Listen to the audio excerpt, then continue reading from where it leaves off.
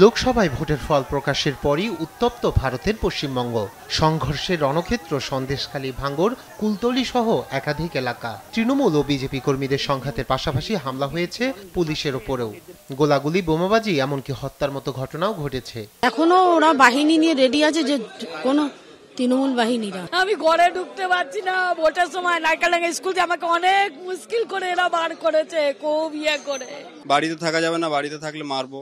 Police নিষ্ক্রিয় আসছে, just ঘুরে চলে যাচ্ছে, এই কাজ। উত্তর 24 পরগনায় রাজনৈতিক সহিংসতার বলি হয়েছেন এক বিজেপি কর্মী।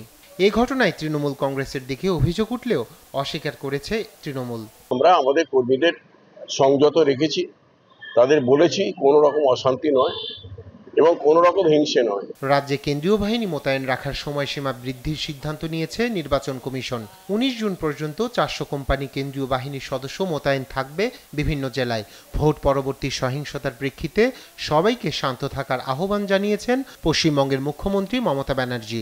हम जनता को कहने चाहती हूँ रविंद्रनाथ टेगर का भाषा में कि हमार माथा নত করে দাও হে তোমার চরণ দুলার তলে, সকল অহংকার হে আমার ডুবাও চোখের জলে।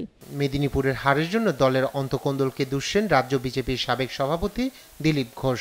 তার বক্তব্যে রাজ্য বিজেপির ভাঙনের সুর পাওয়া যাচ্ছে বলে মনে করছেন বিশ্লেষকরা। কাজকর্মী সংগঠন তো মাটিতে মিশে গেছিল। আমি তো 1 বছর 1.5 বছর লেগে মেদিনীপুরে রেডি করেছিলাম। দুর্গাপুরে গিয়ে দেখি বর্ধমানে কর্মীরা বেরোয়নি, শেষ পর্যন্ত বেরোয়নি। শপথের আগে শুক্রবার দিল্লিতে এনডিএ জোটের বৈঠকে চূড়ান্ত হবে জোট নেতা, লোকসভার স্পিকার সহ বেশ কিছু মন্ত্রণালয়ের ভাগাভাগি।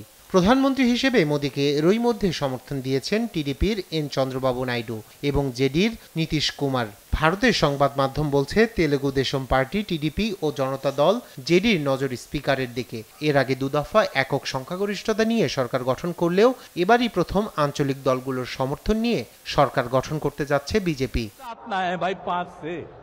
রায়হান কবির শুভ্র, নিউজ ডেস্ক, দেশ টিভি। आज मुझे बड़ी खुशी है